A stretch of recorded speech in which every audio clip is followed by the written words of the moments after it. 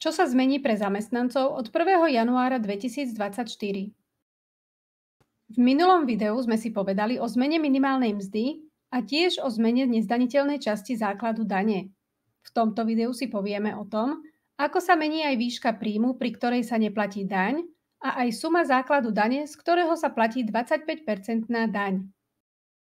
Od výšky nezdaniteľnej časti závisí aj suma, z ktorej sa daň neplatí.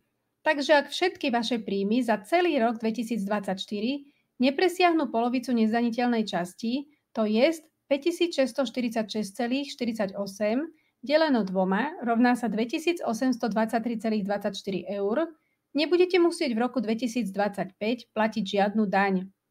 A ak vám nejaká bude v priebehu roku zrazená, napríklad z nejakej dohody, potom stačí, keď v roku 2025 podáte daňové priznanie za rok 2024, v ktorom požiadate o vrátenie dane a tá vám bude vrátená.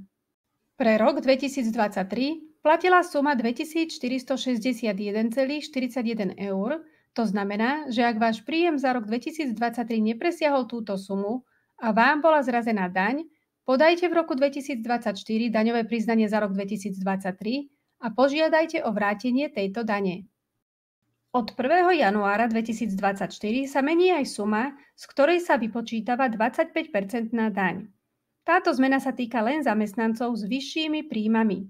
Zamestnanci totižto platia zo svojej mzdy daň vo výške 19% a 25%. 19% daň platí každý a 25% daň len tí zamestnanci, ktorých základ dane, čiže hrubá mzda mínus odvody do poisťovní mínus nezdaniteľná časť, presiahne za rok 2023 sumu 41 445,46 eur.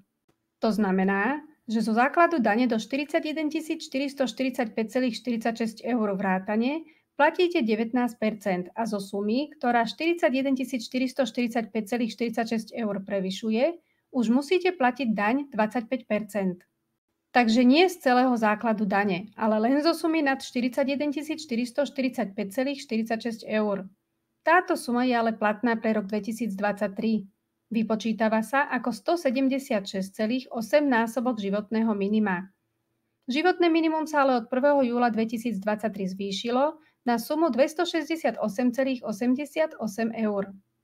Takže pre rok 2024 už platí suma 268,88 krát 176,8 rovná sa 47 537,98 eur. Z uvedeného vyplýva, že ak by váš základ dane za rok 2024 bol napríklad 50 000 eur, potom zo sumy 47 537,98 eur budete platiť 19% daň a zo sumy 2462,02 eur budete platiť 25% daň. Počas roka z vašej mzdy každý mesiac platíte daň, ktorá môže byť 19% alebo aj 25% podľa výšky vášho základu dane v danom mesiaci. Takže pri výpočte dane za daný mesiac nie je zohľadnený príjem za celý rok, čo je logické. Preto sa po skončení kalendárneho roka vaše príjmy spočítajú a vypočíta sa skutočná výška dane, ktorá z nich mala byť zaplatená. Ako? Môžete to urobiť vy sami, ak si podáte daňové priznanie, alebo ju môže za vás vypočítať váš zamestnávateľ v tzv. Ročnom zúčtovaní dane, ak ho o to požiadate, a samozrejme, ak spĺňate zákonom stanovené podmienky.